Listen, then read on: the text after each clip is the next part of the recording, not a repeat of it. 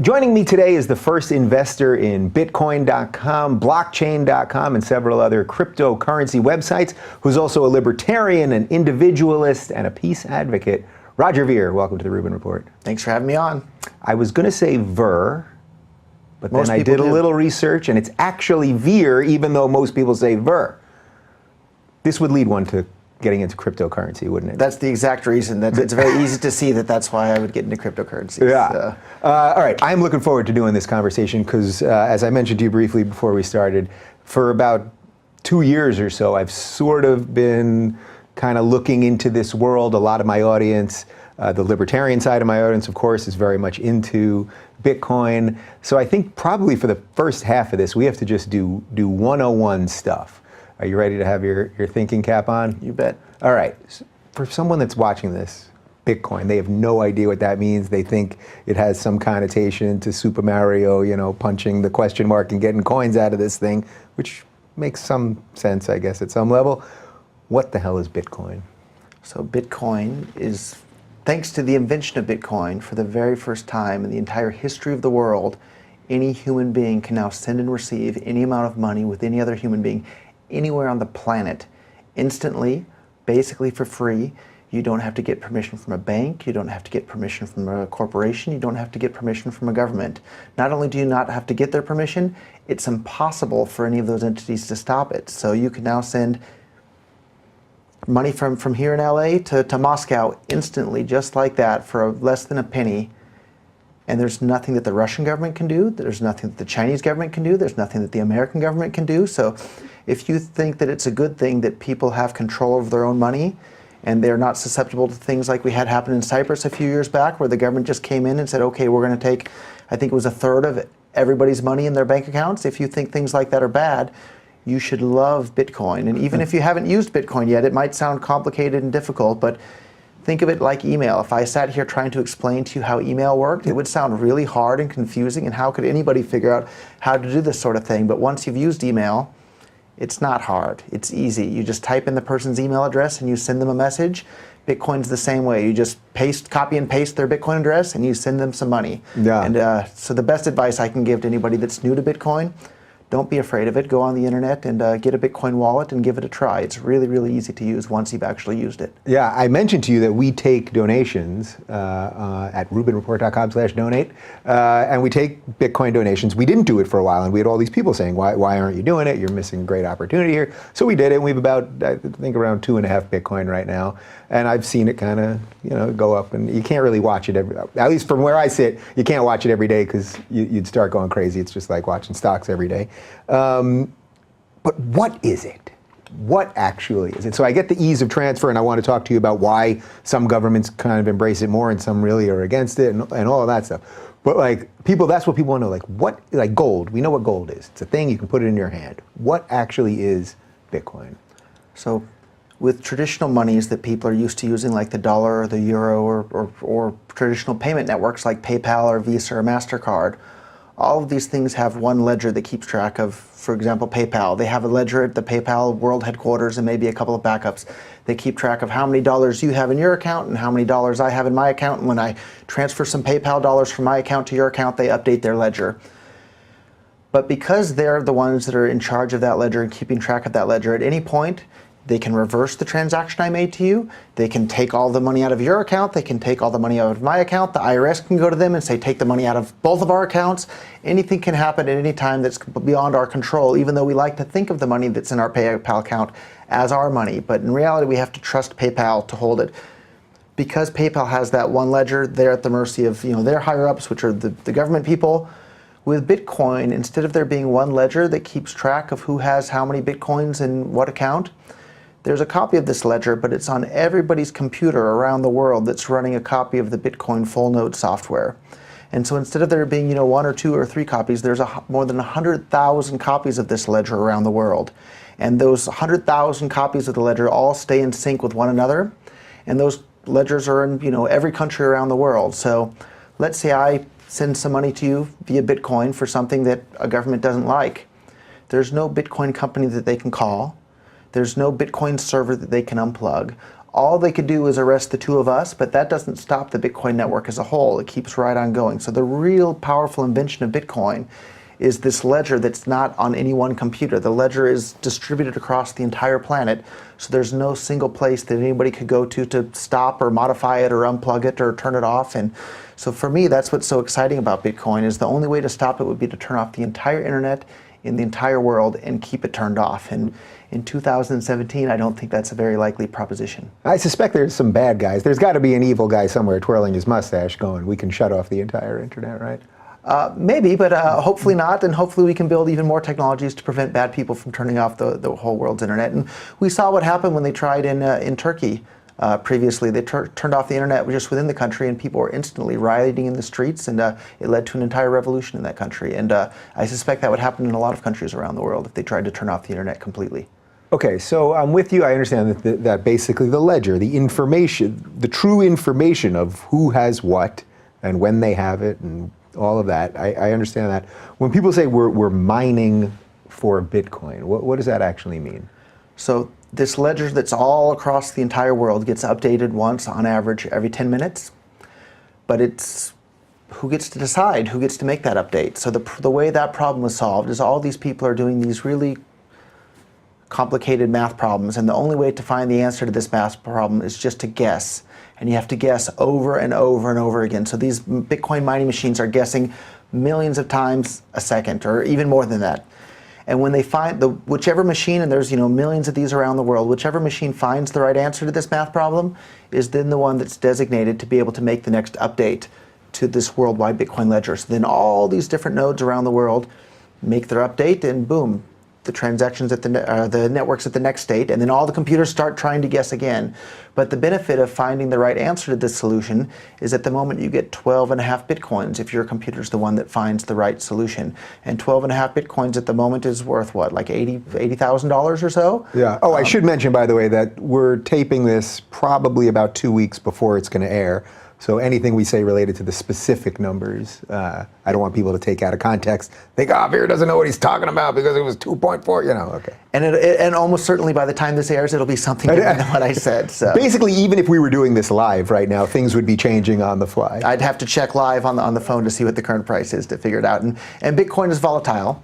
But from my point of view, I want to be exposed to as much of that volatility as I possibly can, because Bitcoin allows you to send and receive any amount of money with anyone, anywhere in the world, basically for free, and there's nothing anybody can do to stop it. And there's a limited supply of Bitcoin. There will never, ever, ever be more than 21 million Bitcoins. So if you stop... So how does that work exactly? So I've heard that. So there'll never be more than 21, yet we've got all these computers that are constantly working to get the next solution to the mathematical equation. So how is there a finite number of them? So if one of these computers decided to give itself more than the 12.5 Bitcoins that are supposed to be allocated, all the other computers will reject that and say, no, that's not part of the rules of the game that's in our software code. So any computer that deviates from that, their transactions and whatever they're trying to do just gets rejected and ignored by the rest of the network. So right from day one, it was programmed into the software code that there wouldn't be more than 21 million Bitcoins. But those are released over time. So half of the remaining Bitcoins are released every 4 years. So in the first 4 years of Bitcoin 10.5 million coins were released.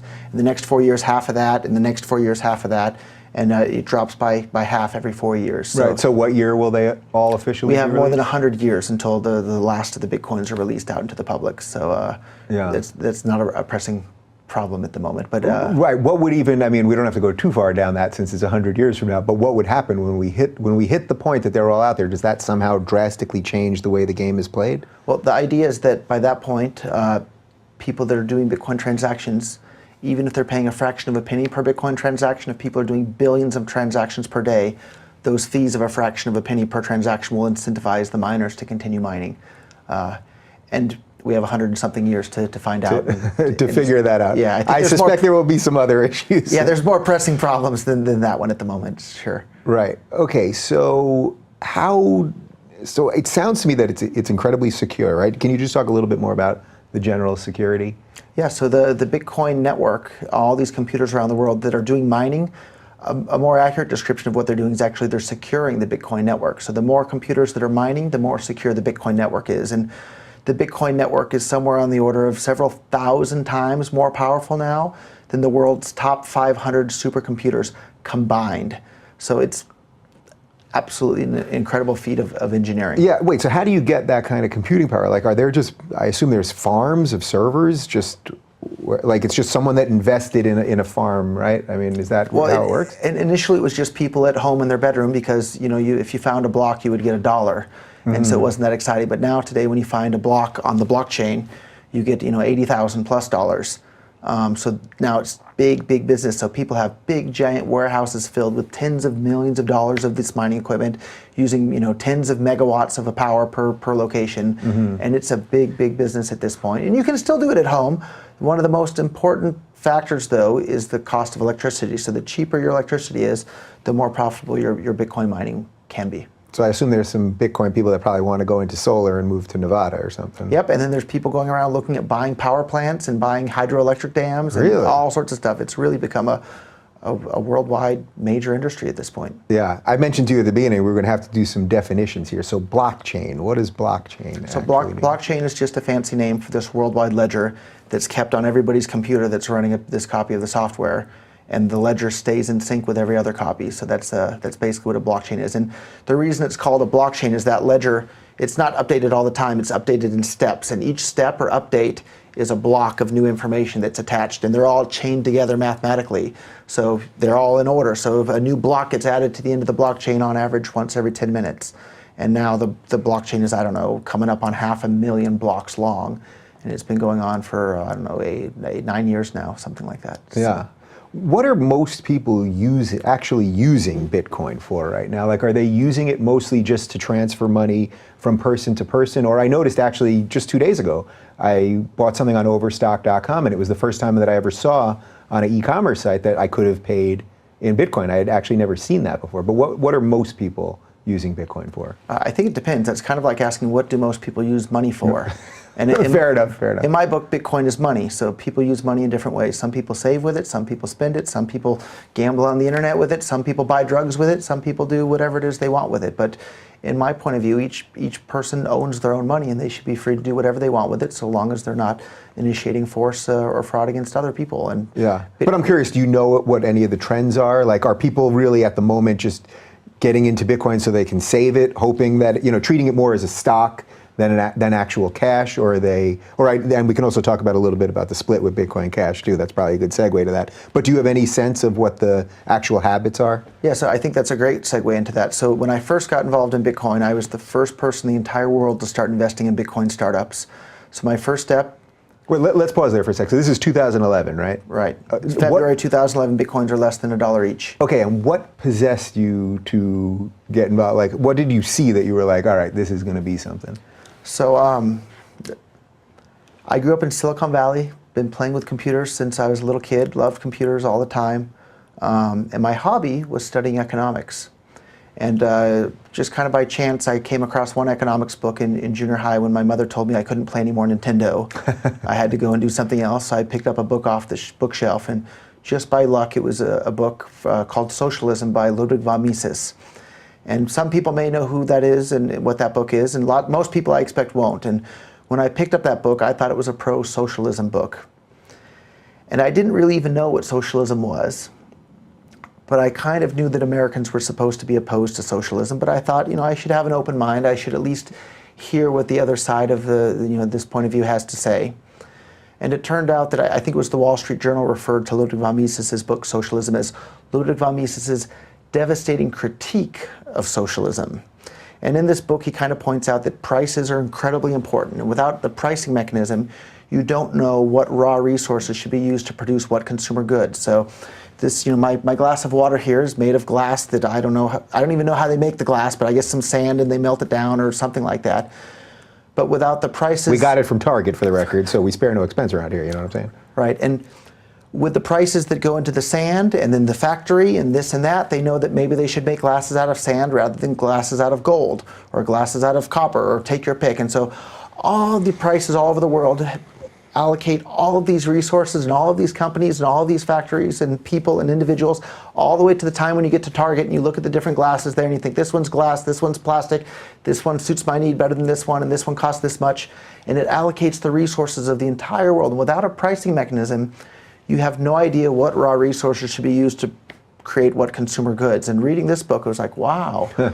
Anytime the government gets involved in any area of the economy, they're causing a misallocation of resources, and resources are being diverted from their most economically efficient use to something that's less economically efficient. And saying something's less economically efficient is just a fancier way of saying you're making the world a poorer place than it otherwise would have been. And so I found these ideas incredibly interesting, and it gave me a better understanding of the world. And so I read one economics book after another, after another, after another. And so I got to read these theories about the origin of money and what the origin of money is. And the idea of the origin of money is that it starts out as a commodity, but not just any commodity. It has to be a commodity that's easily recognizable, easily divisible, easily transportable. You can store it easily for a long time and it won't, go moldy or disappear. And it has to have these certain characteristics that make something as money. And I read about these theories in the books, and I was pretty convinced by the theories. And not to go down a whole other tangent, but I actually did some time in federal prison in the U.S. as well. And when I was in federal... I've got it noted right there. Okay. While I was in federal prison, I got to see firsthand in this micro-prison economy that sure enough, the theories in the books that I had read about the origin of money were true in practice. So I got to see within the prison that sure enough, people are using commodities as money. So in prison, people use tobacco and postage stamps and top ramen soups as money, because all of those things are easily storable, easily transportable, easily divisible, easily recognizable, and of course a limited supply is important as well. And so I got to see firsthand before my eyes that the theories that I had read about in the books are actually true in practice. And then Bitcoin came along and I saw Bitcoin, and I knew from the theories in the books and from the practical experience and the empirical evidence I had from in the prison economy, I knew people were going to start using it as money. And because the supply of Bitcoin was limited, and I knew people were going to start using it as money, that meant the price of Bitcoin in terms of dollars would have to go up. So my first step was to buy a bunch of Bitcoin, and my next step was to start building business. Sorry to interrupt, but at that early stage when you say, all right, I'm going to buy Bitcoin, who are you actually even buying it from then? So this was I think February of 2011, and so there wasn't really an easy way to buy Bitcoin at that point. There was no Coinbase. There wasn't much of anything other than this one company called Mt. Gox, and it wasn't really much of a company at that point. So I sent my first wire to a person's personal bank account, a guy named Jed McCaleb, to his personal bank account in New York. And I got my first Bitcoins there. And then in parallel, I was trying to buy Bitcoins from another guy off the internet. For anybody who's been around in Bitcoin for a while, they may have seen the physical Cassius Bitcoin. So the guy behind that was also nice enough to sell me some Bitcoins. Yeah. And so at one time there was actually a physical... There still are, yeah. but they're more of a collector's item at Right. this point. And basically it's a physical coin with a hologram. And when you peel the hologram off, you can see that it's been tampered with. And underneath the hologram is the magic number that's required to actually spin the Bitcoins. Did they stop? So they still do make those, or maybe someone somewhere is still making them, but was the reason just because at the beginning people needed some sort of physical representation just to kind of understand? I think the main reason is it made it easier for people to get a hold of Bitcoin. So one of the main things that I did that really helped spread a Bitcoin adoption in the early days, in 2012, I think it was, when Bitcoins were like $3 each, I started selling these physical Bitcoins, and I accepted credit cards and PayPal, and I would ship them via FedEx, and we had proof of delivery, so it made it hard for people to do credit card chargebacks or that sort of thing. And we sold thousands and thousands of these physical Bitcoins to people all over the world that way. And it was an easy way for people to get their first Bitcoin, because then they could peel off the sticker and redeem them onto their computer or do whatever they wanted with them from there. And today they're quite the collector's items, because there's not too many left of those early Cassius physical Bitcoins. Right. So, okay, so you make this initial investment, 2011, 2012. When did you start to realize that this really was becoming something? And as we speak right now, Bitcoin is basically at its highest value of all time, in effect. Yeah, I knew from day one, once I put together the pieces in my mind and I understood that Bitcoin couldn't be shut down or stopped or controlled in any way, and that there's a limited supply, I was so excited about this that I heard about it as I was eating breakfast at around 10 a.m. with the full intent of going into my office that day. Didn't make it. I stayed home and read about Bitcoin all day. I stayed up all night the next day until around 4 p.m. the next day, and I got too tired and I fell asleep for only about an hour, and then woke up again and read all about Bitcoin. And I went on sleeping maybe an hour and a half per night for about a whole week. Wow. Until I got so sick from lack of sleep, I had to call my friend and say, help me, I'm so sick. And he came and picked me up and drove me to the hospital. And they gave me some sort of a sedative or something, and I passed out asleep for maybe 12 or 16 hours. Jesus. But then woke up again, and it was all Bitcoin. And here we are about 7 years later, and it's been all Bitcoin all day, every day for 7 years now, because this is literally, it's one of the most important inventions in the entire history of humankind, right up there on par with the importance of the invention of the wheel or the electricity or the transistor. That's how big of a deal the invention of Bitcoin is. So I want to get into that and how it can sort of, why you really believe this can change the way we deal with borders and societies and nations and wars and all of this. But let's just circle back quickly to the split, this Bitcoin Cash, Bitcoin split. Yep, so when I first got excited about Bitcoin, you could send and receive any amount of Bitcoin with anyone, anywhere in the world, and it was free most of the time. The times it wasn't free, you'd pay a fraction of a penny. And that led Bitcoin from being, worth almost nothing to this worldwide phenomenon that it is today. But much more recently, within the last year or two, a bunch of people that don't have any background in economics or in business seem to think that people will use Bitcoin solely as a store of value, even if it costs tens or hundreds or thousands of dollars to send Bitcoin from one person to another. And so they've intentionally undermined Bitcoin's usefulness in commerce. So Bitcoin on August 1st split into two versions of Bitcoin. There's now Bitcoin Segwit and Bitcoin Cash. The Bitcoin Cash version of Bitcoin still has fees of less than a penny. You can send and receive them with anyone, anywhere in the world, just like that. Bitcoin Segwit, now the average fee is about $10. I did a Bitcoin transaction on the way here. In fact, I was sending my Bitcoin Segwit Bitcoins to a Bitcoin exchange to buy more Bitcoin Cash Bitcoins. The fee for me to send those Bitcoins from my computer to the Bitcoin exchange was $100. And so if you ask yourself, you have two versions of Bitcoin. One is slow, expensive, and unreliable, Bitcoin Segwit.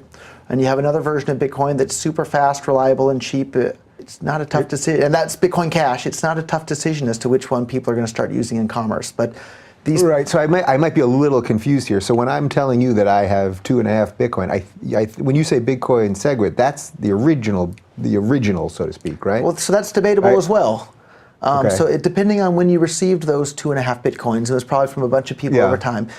However many Bitcoins you had on August 1st of this year, you now have that many Bitcoin Cash as well. So let's say you had 2 Bitcoins exactly on August 1st, you now have 2 Bitcoins and 2 Bitcoin Cash. Although I believe you said that you were holding your Bitcoins on Coinbase. I did. And as we were talking about before the show, Coinbase is a fantastic company, but it's not a Bitcoin wallet. It's a Bitcoin bank. And they're holding the Bitcoins on your behalf, and now they're holding the Bitcoin Cash on your behalf. And so you're going to have to wait for them to get around to giving you access to their Bitcoin Cash, which I think they will. But if you were using a Bitcoin wallet in which you're holding the Bitcoins yourself on your own device, you would have access to your Bitcoin Cash right there from day one. So what do you mean I don't have access to it? If I was to right now log in and I got to do all that stuff on my phone and all the password craziness and all that, I'm very happy that you have to do all those things, obviously. What do you mean I don't have access to it? You only have access to the Bitcoin Segwit version of Bitcoin on Coinbase today. They've promised to give everybody access to their Bitcoin Cash at some point, and hopefully they'll do that sooner rather than later. But August 1st was a couple of months ago now, and they still haven't gotten around to doing it. And I'm confident that they will. But it's nice to have access to your money now and not have to wait around for somebody else to do it. And that's why it's very important. And I always tell people, use a Bitcoin wallet, not a Bitcoin bank. So why wouldn't everyone want Bitcoin Cash, though, unless I'm missing some? I think everyone is going to want Bitcoin Cash. So then what? What's the logic? Yeah, what's the piece that I'm missing here? The reason everyone's not using it yet is that this Bitcoin Segwit version of Bitcoin managed to bring along all of the existing infrastructure in Bitcoin that's been around for 8 years now. Bitcoin Cash has only been around a couple of months since August 1st, and the fact that Bitcoin Cash is now supported on the Bitcoin.com wallet, it's supported in the blockchain.info wallet. Coinbase has publicly said they're going to support it. It's supported in the BitPay wallet. It's getting more and more support from wallets and merchant processors and exchanges. I think it's a matter of time when people are faced between a fast, cheap, and reliable version of Bitcoin and a super slow and expensive and unreliable version of Bitcoin. Right. There's but no what's doubt in the my mind. argument from the slow people, the people that don't agree with you on this? What's the actual argument? If we're really just talking about slow speeds and Sure. a clunkier process, obviously that doesn't sound good. So to have fast, cheap, reliable transactions on Bitcoin, it requires a more expensive computer to run a full node. But the vast, vast, vast majority of Bitcoin users aren't running a full node anyhow. You've probably never run a full node in your entire life. And nobody, none of these Coinbase users are running a full node. Coinbase runs a number of full nodes to support your Bitcoin transactions. So if you have the Bitcoin Cash version will require bigger blocks, which will require a more powerful CPU and more storage space. So right now, today, you can run a Bitcoin full node for the Bitcoin SegWit version literally on a $25 Raspberry Pi. These people are limiting. What is that? Not a Raspberry Pi is a $25 computer. Yeah, okay. And that's the name of the computer. Oh, there's an actual computer. Wait, we called run this thing Raspberry on Pi. Pies now, but wait, there's a computer called the Raspberry Pi. Yeah, spelled PI, like the number. Got it. So, you see, there's a lot of learn terms something here. every Next thing day. you know, we're running this thing on cakes. Okay. So you can run the Bitcoin SegWit version of Bitcoin on a $25 computer. Bitcoin Cash today can still run on a $25 computer. But in the future, as Bitcoin Cash becomes more popular, maybe it'll take a $100 computer, or even a $500, or even a $1,000 or a couple $1,000 computer at some point. But that's okay. Most people aren't running full nodes anyhow. And it costs $5 or $10 or $100 to use Bitcoin SegWit, and it costs a penny to use Bitcoin Cash, it's clear. So you've been accepting donations on your website. I think you got most of those donations before the price of Bitcoin transactions skyrocketed. And the reason the price of Bitcoin SegWit transactions skyrocketed is there's 1 megabyte worth of transactions that can happen each 10-minute period. That can hold about 2,000 Bitcoin transactions. In the early days, maybe 10 people were using Bitcoin every 10 minutes, so you could do it for free and your transaction would be included. Now that Bitcoin is this worldwide phenomenon, more than 2,000 people are trying to use Bitcoin every 10 minutes. But you want your transaction to be included in the blockchain. So if more than 2,000 people are trying to use it every 10 minutes, they have to bid against each other. And the top bidders are the ones that are included in the next block on the blockchain. So now the fees are about $10 per transaction, because anybody that pays $9 has been outbid by the people that are paying $10. So Bitcoin Cash's solution to that is, well, just make the blocks bigger than 1 megabyte. It's 2017. 8 terabyte hard drive is about $100 at the moment, and they're only going to get cheaper year after year. Yeah. So your feeling basically is that the technology will always the computing power that we need for this will always sort of stay in front of the problems. Right. So just because it keeps getting faster and faster. There's this great thing called Moore's Law, which is exactly that computing power doubles about every 18 months. And so if an 8 terabyte hard drive today is $100, in a year and a half from now, it's going to be about $50. And a year and a half after that, $25. And before you know it, they're garbage in the landfill. And people laugh at an 8 terabyte hard drive the same way we'd laugh at an 8 megabyte hard drive today. But I remember 8 megabyte hard drives, and I remember when they were several $100s. And I'm not that old of a guy, and the same is going to continue to happen with computers before we know it. You mentioned Nintendo before. I remember when the first, I think it was 4 megabyte game came out on Sega Genesis. It was a big deal. And I remember, and people were going completely bananas about it. That is many lifetimes ago. Just real quick, let's circle back to this wallet versus bank thing, because I think maybe I could be a little clearer on what you're saying. So Coinbase as a bank is really just holding my Bitcoin. If I had this in a wallet, then that's actually part of the actual blockchain. Right. If you have it in a Bitcoin wallet, you're interfacing directly with the actual Bitcoin network. Whereas when you use a Bitcoin bank like Coinbase, you're interfacing with Coinbase and you're saying, please broadcast my transaction to the Bitcoin network. And most of the time they do. But like your Bitcoin Cash at the moment, you don't have access to it. And I would actually recommend that on your website, you should put a Bitcoin Cash address up there. Because right now, if people want to tip you in Bitcoin, it's going to cost them $5 or $10 in network fees. So if they wanted to give you $1 in Bitcoin, they're going to have to pay $6 or $11 to do that. And I don't think too many people are going to do that. These don't seem like the type of people that would make sense to. Whereas if they wanted to tip you in Bitcoin Cash, if $1, they'll have to send $1 and a penny. And that's very tolerable to people. And I'm more than happy after we record, I can show you how to set the Bitcoin Cash wallet. I'm going to say, I've got my own farm out there, servers, and we're going to fiddle around and see what we come up with. So then why would someone use a bank then? I think they just didn't understand the difference, just like yourself. I think you didn't realize the difference between Coinbase and a real Bitcoin wallet up until now. Fascinating. All right, well, I think we did a pretty decent job there of the little stuff? Do you feel like we basically got the one? Am I missing something on the 101? Yeah, for anybody that feels like they're missing anything on the 101, go to bitcoin.com. I'm a little bit biased because that's my website, but it's a fantastic resource. Get a Bitcoin wallet and start using it. It's like email. If you'd never actually used email and you only heard people discuss it on a talk show, it would seem hard. But once you've used it, it's easy. It's the same with Bitcoin. So go and actually use it, and use it with Bitcoin Cash, because it won't cost you $5 each time you use it. It'll cost you less than a penny each time you make a transaction. All right, so the part of this, so shifting from all that, the part of this that I thought was really interesting, beyond just the financial discussion and just sort of the way that the future of commerce is going to work and all that, is you really believe that Bitcoin can change the way governments act, the way we as individuals respond to and talk to our governments and all of that. So I'm giving you sort of a broad question there, but tell me about that. I hear people asking me all the time, well, aren't governments going to regulate Bitcoin? And what about government regulation of Bitcoin? But I think they're asking the wrong question. The real end game here isn't that governments are going to regulate Bitcoin. Bitcoin is going to regulate governments. Bitcoin is going to limit the power that every government on the planet has to control people.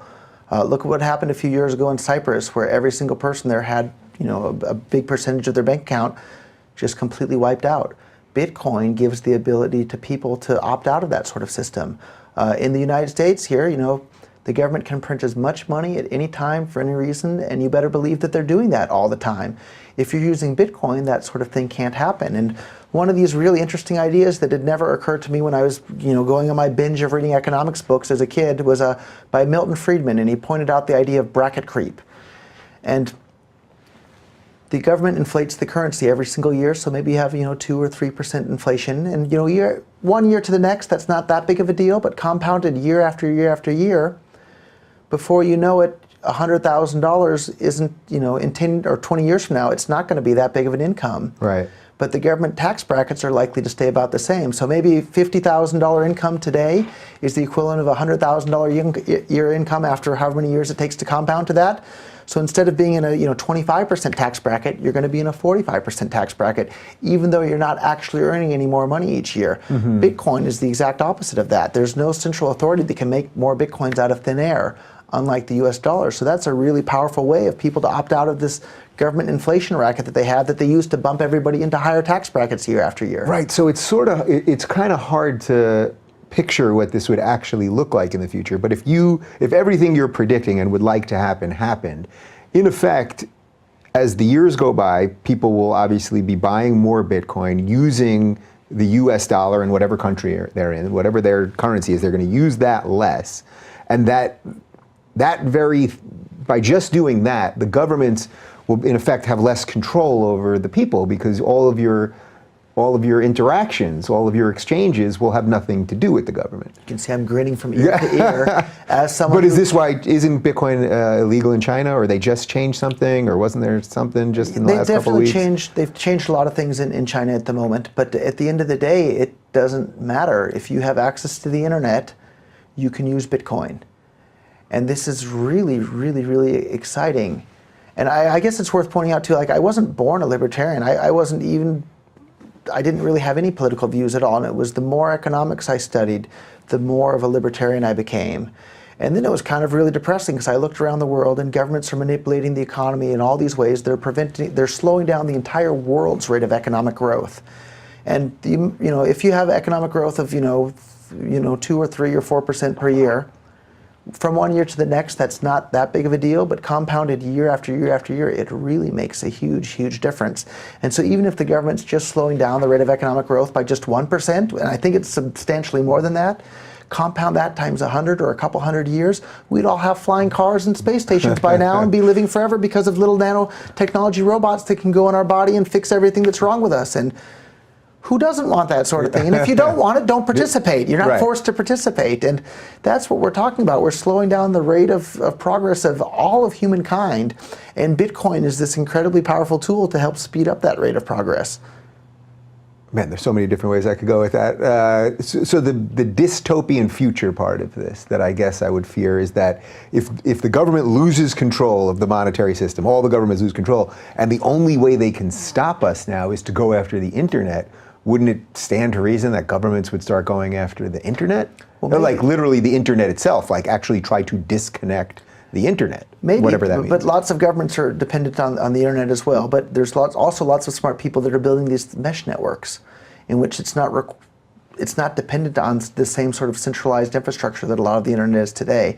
And those technologies are only going to get more and more powerful and cheaper and cheaper and cheaper, thanks to Moore's law. And before we know it, we'll all be able to connect with everybody else, and we won't be dependent on these big ISPs. And how do they go about doing that, like a mesh network like that? So basically, in effect, getting us off Google and Verizon and whatever else, right? Like that those won't be the only pathways. How do these guys get out of that system? Well, I think we're of a similar age, and I'm sure both of us remember before there were smartphones, and before there were iPhones, and before there was Siri and Google and all of these things. And now you have the entire database of human knowledge right in your hand. And if you buy a used iPhone, you can get it for about $100. Yeah. And in another couple of years, that's going to be, and you can buy a cheap Android phone for $20 right now. Like, that's incredible. So the hardware to do this is going to get cheaper and cheaper. The technology is going to become more and more accessible. It's going to be cheaper and cheaper for anybody to put satellites up in space. And maybe governments are going to try and stop this and do bad things to do that. But if they start trying to shut down the world's internet to prevent people from using their own money, that's just a fantastic example that the government people are the bad people, and they're not our friends, and they're not here to help us. Anybody that's here trying to say, hey, we're going to turn off the internet if you use money without our permission, those are bad people. We shouldn't support them. We shouldn't want anything to do with them. And that's just more proof that we do need Bitcoin to opt out of their violent, coercive system to control us all. We shouldn't be their tax cattle. Right. We shouldn't be their livestock. Yeah, it's a great sell for libertarianism in general. Like, this is why I'm always, selling the ideas of freedom. It's like, if you think everyone complains, the government's horrible all the time, yet half the people want to give them more money and give them more control. And it's like, no. Do the opposite. Yeah, you don't starve them, but let's try it that way. So I think I'm following all the logic here. So when you talk about why this would basically stop wars, do you mean because of economic reasons, or because basically we wouldn't be giving the economic reasons, meaning countries wouldn't have an economic incentive to fight, but also that the people wouldn't be giving them enough money to fight in the first place? Is that? So there's a couple of reasons, and since we have quite the big audience, I've never talked about one of them publicly. Really up until now, and we'll talk about that one today. All right, let's roll. But one of the easy, simple reasons is that lots of governments fund their wars via inflation. They just print money, and they use that money to buy guns and bombs and tanks, and they use it to murder people all over the world. And war is just a euphemism for murder. You're killing. Sometimes some bad people get killed, but for the most part, innocent civilians are getting killed all over the world. And let's say somebody came in here and stole my wallet and ran off down the street. If I started chasing them down the street and shooting guns, and I shot a dozen innocent people that didn't steal my wallet, and I said, oh, it's okay because I was trying to get the bad guy who stole my wallet, I would go to jail for being a murderer for killing all those innocent people. So let's take for granted, let's say Saddam Hussein was a really bad guy who deserved to be killed. They murdered more than 500,000 Iraqi children to do it, right? That's murder. You're killing kids. Right? It doesn't matter how bad of a guy Saddam Hussein is, you don't go and kill a bunch of kids to get him. And that's exactly what the United States government did. And if any individual did that, trying to catch a common thief, you would go to jail for it. But for whatever reason, people just have amnesia or closed eyes when governments do the exact same thing. If you're murdering innocent people, you're a murderer. And that's what governments do, and they do it primarily through printing money and use that to pay people to go and drop these bombs and guns and tanks. And Bitcoin takes that power away from them, because if the end game is to have Bitcoin replace the dollar, replace the euro, replace the yen. And when I'm saying Bitcoin today, I'm referring to Bitcoin Cash, to be clear. Okay. But replace all those things, and that takes away government's ability to inflate the currency to pay for all these things. And people maybe sometimes they worry, well, what about schools and roads and bridges and hospitals? Well, guess what? People love schools. They love hospitals. They love roads and bridges. Things that people like, people will be more than willing to pay for voluntarily. I'm not interested in paying to drop bombs on people in countries I've never been to and I'm probably never going to go to. And I think 99% of the people out there in the world also aren't interested in doing that. And for the 1% that are interested in doing it, do that with your money. Don't force me to participate. Right. The other really, really interesting way that I've never ever spoken about publicly up until now, but I think Bitcoin and cryptocurrencies are a big enough part of our society at this point where I'm not really worried about the attacks from governments on them. And initially that was my strategy from day one. I wanted to spread Bitcoin to as many people around the world as quickly as I possibly could, so they would become too big and too widespread to be shut down. So if people are using Bitcoin and cryptocurrencies to buy, their groceries and their diapers and things like that, how can governments shut it down? But here's an interesting way. But do you think we've hit that threshold yet? But we're getting pretty darn close to that. And at this point, there's, I don't know, 100-something, 200-something governments around the world. If one government wants to shut it down, that probably makes other governments like it even more. Mm-hmm. I would guess maybe there's a bit of that at this moment. China's been cracking down on Bitcoin a bit. I would guess Trump and the U.S. government maybe like Bitcoin a little bit more now that China doesn't like it. Which we could use a little bit of that leverage with China, right? Because how much do we owe them in actual dollars? Sure, maybe we can pay them back in Bitcoin for pennies on the dollars in the future once the RMB goes to nothing because everybody's using cryptocurrencies. But another really, really interesting thing, so let's go back in time, and a bad guy that everybody agrees upon, Adolf Hitler. I think pretty much... I thought I could do one show without a Hitler reference. Pretty much, well, I'm playing it safe in my example here as well. Okay. So let's say, and I'm sure you can find people out there that don't think he was a bad guy, but the vast majority of society does think he was a bad guy. So Adolf Hitler started doing bad things with money stolen from people in the form of taxes. And what did the rest of the world do? They started stealing money from other people in the form of taxes, had kidnapping and slavery in the form of a draft, right? And lots of people went voluntarily, but I'm sure lots of people went involuntarily, and we should be clear with our language, right? The draft is the moral equivalent of kidnapping and slavery. They're literally kidnapping people and enslaving them and sending them off to some far-off land to fight against their will. And if they don't do that, they go to jail, and half the time when they go off to the far-off land, they get killed as well. So the draft is the moral equivalent of kidnapping and slavery. So Adolf Hitler is a bad guy. Everybody agrees with that. Almost everybody. But then the rest of the governments around the world start going and doing all this crazy bad stuff. Well, what would happen if we had this online anonymous digital cash in which people could pool their resources and set up a betting pool? And anybody that correctly predicts the right day that Adolf Hitler dies can anonymously collect this, millions of dollars in anonymous digital cash that people all chipped in $1 here and $1 there and $10 here. I bet you could have raised a lot of money for someone to correctly predict the right day that Adolf Hitler dies. Well, I said dystopian before. Now you're going real dystopian. Well, is right? this dystopia or is this utopia, right? Imagine if people could have raised $10 million voluntarily from around the world, and Adolf Hitler can't round up Jews and send them off to the concentration camps anymore. Is that a dystopia or a utopia? Well, it's right. So it's a utopia in this explanation. There's a piece of me, and I love all these dystopian movies, which is why I can go down this road in all kinds of different ways. There's a piece that's sort of like, wow, you could really end up creating some insane vigilante system where it's not just Hitler that's going to be taken out, but anybody that gets smeared by the media or whatever, and then this is constantly happening to people that actually don't deserve it. So that would be the dystopian part. But in this part, so I've been thinking about this for more than a decade, since before Bitcoin. And it's scary. We don't want to see, Justin Bieber or people like that having bad things happen to them.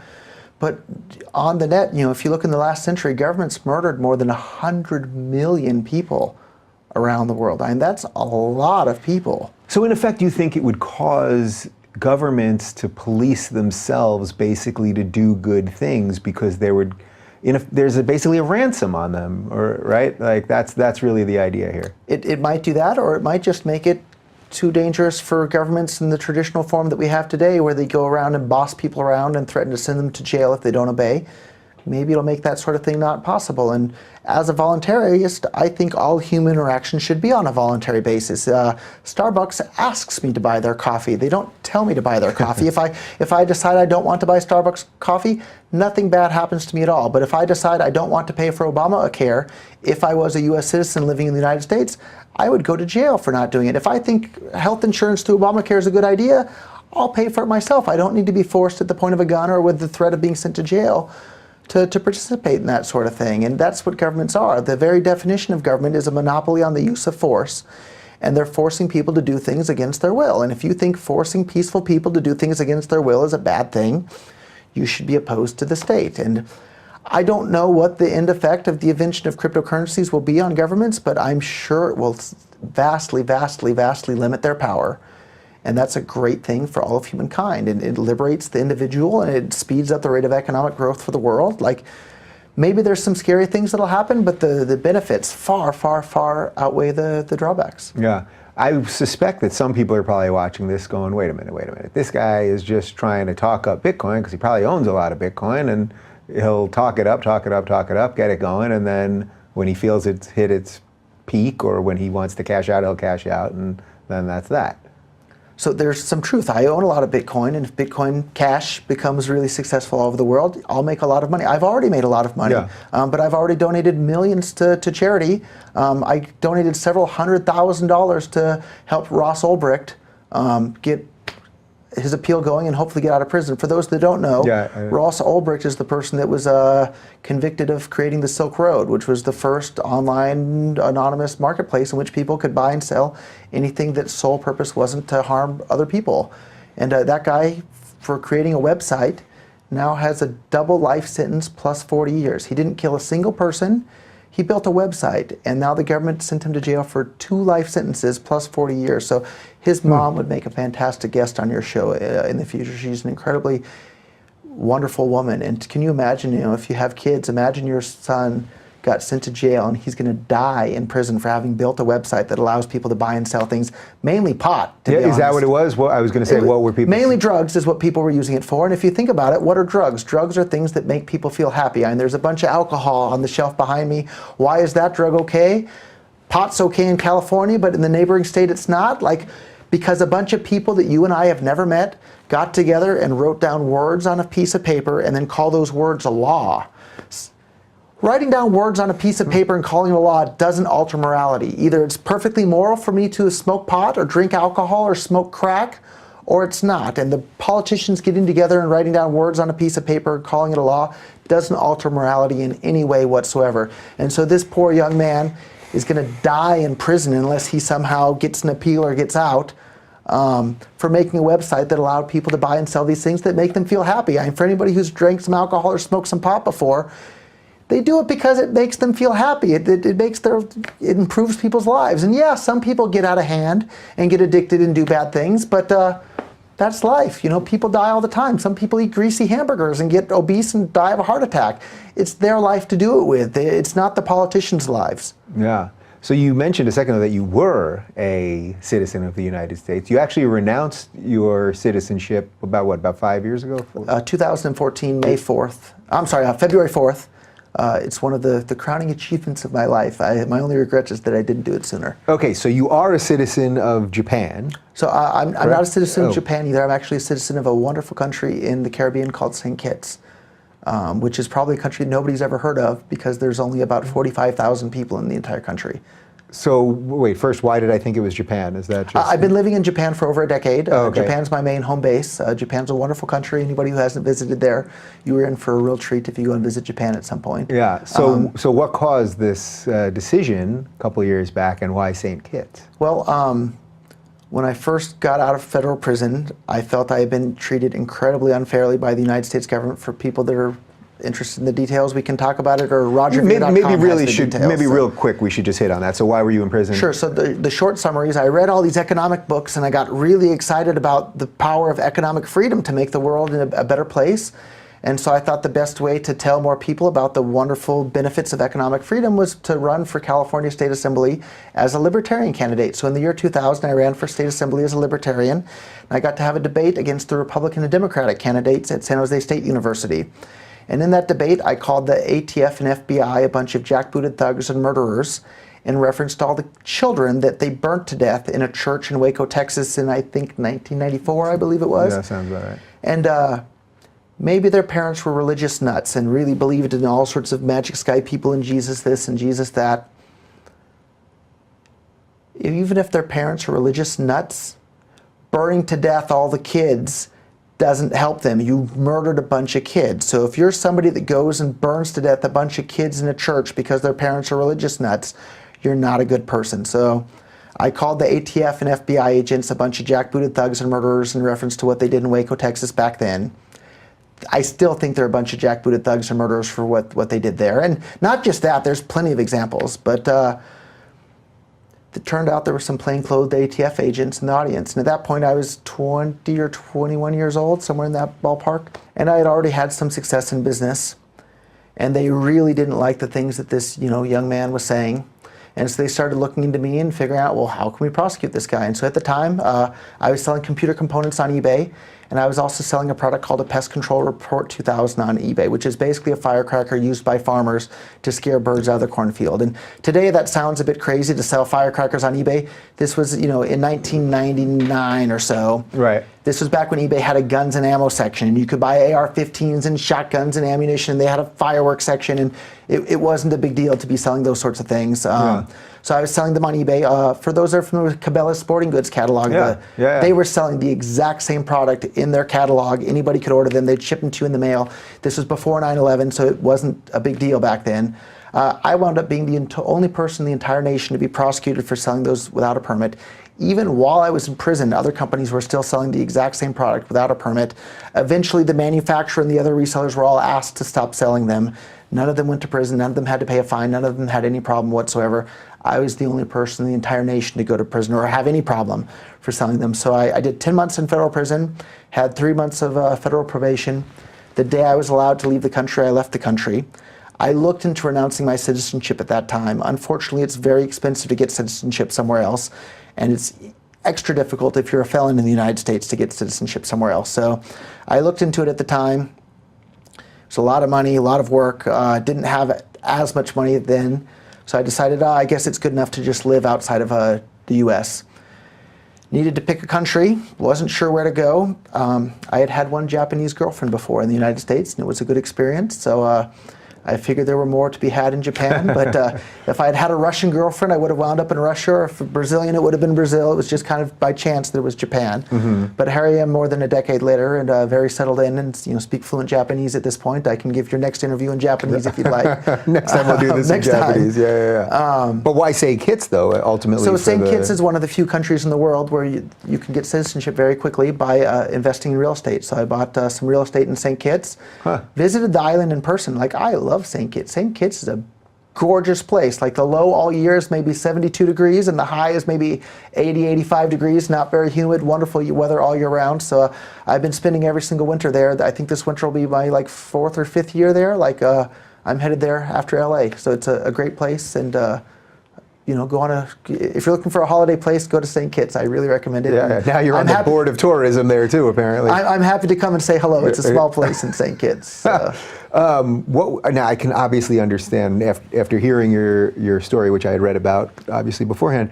I can understand your frustrations, of course, with the government and all sorts of things, and that they singled out one person who all that.